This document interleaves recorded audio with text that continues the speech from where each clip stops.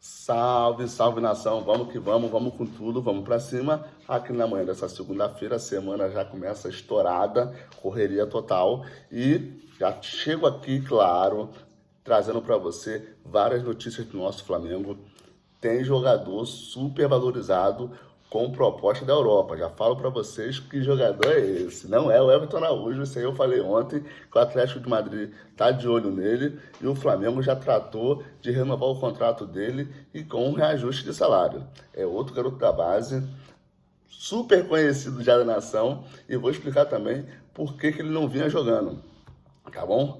E mais, com a, confirmada a saída do Gabigol, o Gabigol que já informou para o seu staff, na mídia, para todo mundo, que mesmo que o Flamengo oferecesse 3 milhões de reais mensais, mais um contrato de 4, 5 anos, ele não ficaria. Gabigol já sacramentou que vai deixar o Flamengo de qualquer maneira. A gente sabe que essa reviravolta pode mudar a todo instante e mais, era o Flamengo que não queria renovar com ele nesses modelos, com reajuste e 3, 4 anos de contrato. E agora o Gabigol, vendo que a vaca foi pro brejo, ele também fala que mesmo que o Flamengo chegue nos números, por exemplo, do Cruzeiro, ele não vai querer ficar no Flamengo. Mas vamos falar do futuro, que é o que nos interessa.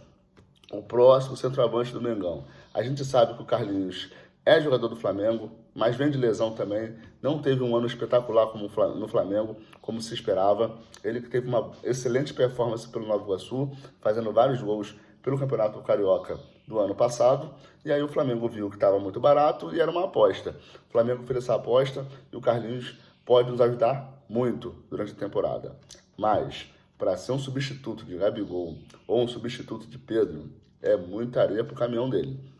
Então ele vai ficar ali como azarão e o Flamengo busca um centroavante de ponta para que o Flamengo tenha o seu homem-gol.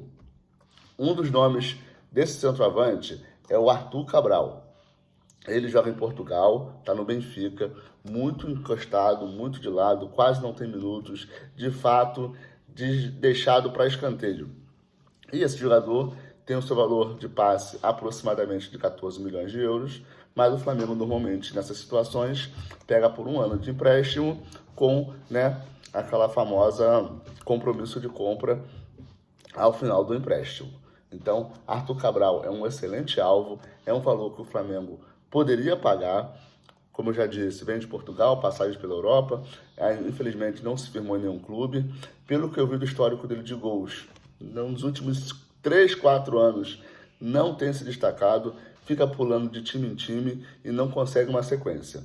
Já aqui no Brasil, que tem jogo pra caramba, se o Arthur Cabral cai aqui, ele simplesmente ia tirar essa nhaca de banco de reservas, ia ter muita oportunidade para jogar. Um jogador acessível, com 26 anos, ainda é jovem.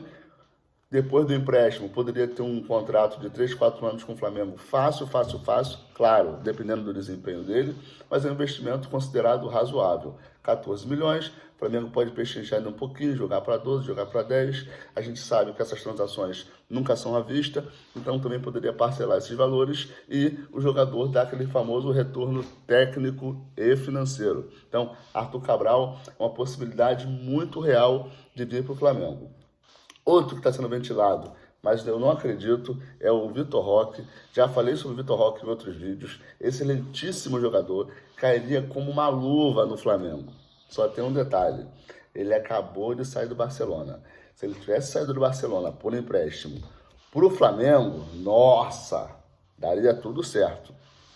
Agora, ele saiu do Barcelona e foi para o Betis.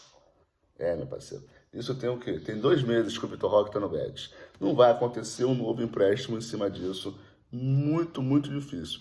E mais, o Flamengo não teria a possibilidade de pegar um ano de empréstimo com compromisso de compra, já que o atleta é super jovem e está custando na casa aí dos 400 milhões de reais, gente. Pelo amor de Deus. Jogador de 400 milhões, infelizmente, não vai vir para o Flamengo. Não vai vir para o Flamengo. Então, esquece. Outro é o Hernandes, joga nos Estados Unidos, também centroavante, mas também esse aí é só uma fumacinha. Dos 3 nomes que eu pude apurar para hoje, o Arthur Cabral é o que mais tem chance de vir. Só um parêntese aqui, porque a gente viu como o Botafogo, com o investimento do John Textor dos últimos 2 anos, está voando no Campeonato Brasileiro e na Libertadores. Agora, o time dele, o Crystal Palace, lá na Premier League, está caindo para a 2ª divisão.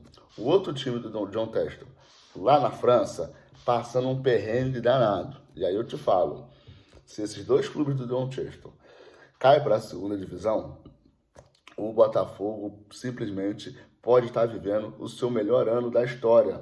Por quê?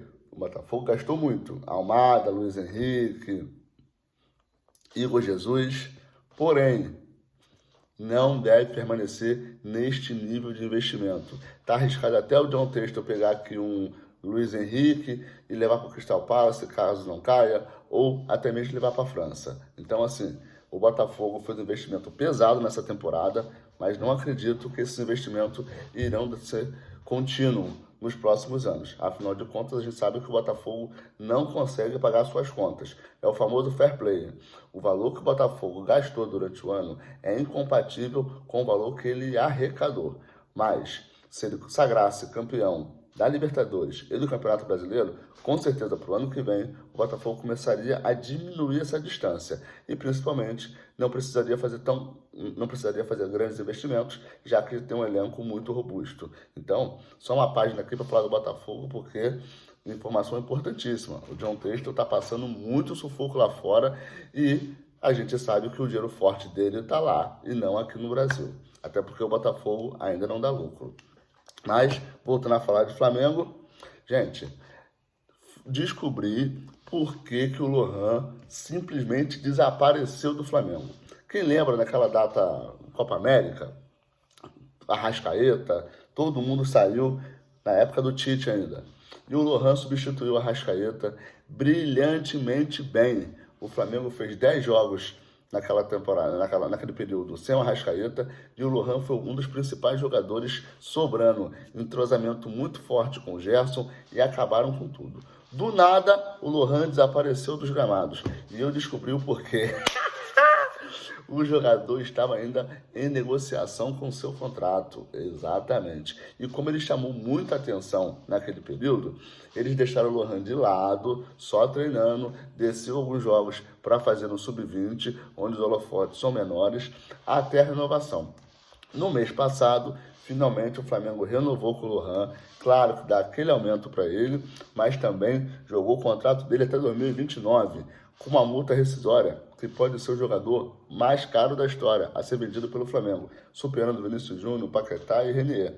Então, tá aí o motivo do Lohan não ter feito tantas partidas, por exemplo, no mês 9, no mês 8, por conta de estar renovando seu contrato. Afinal de contas, jogador com super holofotes, fazendo gol no Maracanã, fazendo gols decisivos e com o contrato ali se encerrando, qualquer um poderia vir e tirar o jogador do Flamengo por uma bagatela. Agora, com o contrato já renovado, o garoto pode custar uma fortuna e com certeza vai entrar muito nesses últimos jogos e vai ser um baita reforço para o Flamengo. Já que o Arrascaeta fez uma cirurgia no joelho, e vai desfalcar o Flamengo aí praticamente até o final da temporada. Então, vamos ver muito o Lohan em campo. Já imaginou esse meio de campo? Everton Araújo lá atrás, uma linha de 3 com Lohan, Gerson e Eric Pulgar. Ou Alcaraz, tá de brincadeira, vai ser um timaço. Lá na frente, eles resolvem. Então, galera, é isso que eu tenho para hoje. Se você curtiu, dá aquela fortalecida, deixa o seu like aqui. E se você ainda não é inscrito no canal, chega para perto, não paga absolutamente nada para ficar bem informado aqui das notícias do Mengão. Beleza? Obrigado, tamo junto e até o próximo. Fui!